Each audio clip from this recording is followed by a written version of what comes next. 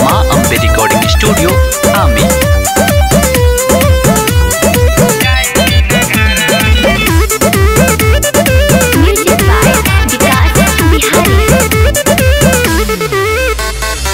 रात के बोलाई के बिछाई के सुताई के मारेला मजा भरपूर हो।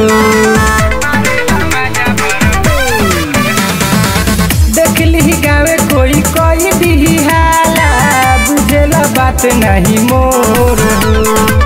सुनिए राजा बात बुझत नहीं बानी मानली बतिया मोरे राजा अब जाए बिना घरावा खोजत होई भाई चारू रे राजा अब जाए बिना घरावा मानली ना बतिया मोरे राजा अब जाए बिना घरावा।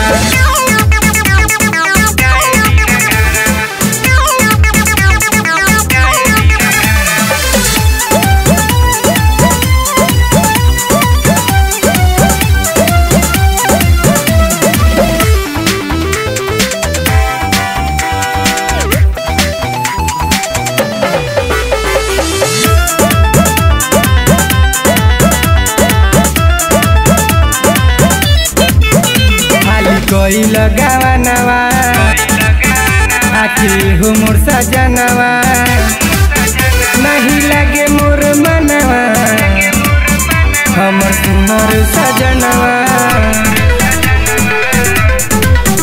खाली कोई लगावा नवा आखी हो मोर सजनवा नहीं लगे मोर मनवा हमर सुनर सजनवा।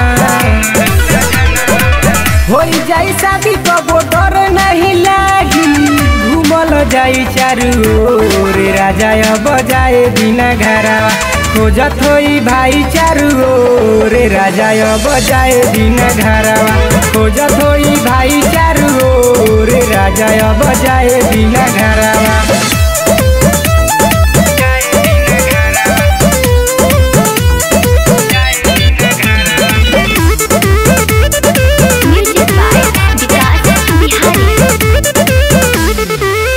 गाना लिखले चक्रधारी अभय अभिजीत बिहारी गावे तीन टूबे दरदी सुने आवे लोग जल्दी।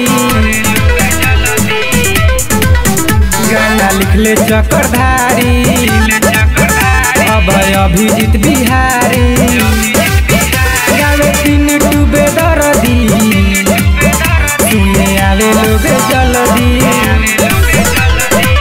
होई जाई घाट मोर मान नहीं बात राजा फेरा में बावे रोशन मोरे राजा अब जाए बिना घरावा खोजत होई भाई चारू रे राजा अब जाए बिना घरावा मानली ना बतिया मोरे राजा अब जाए बिना घरावा।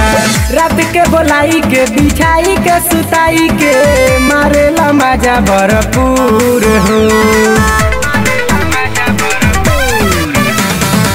देखली गावे कोई कोई दी हाला बुझेला बात नहीं मोर हो।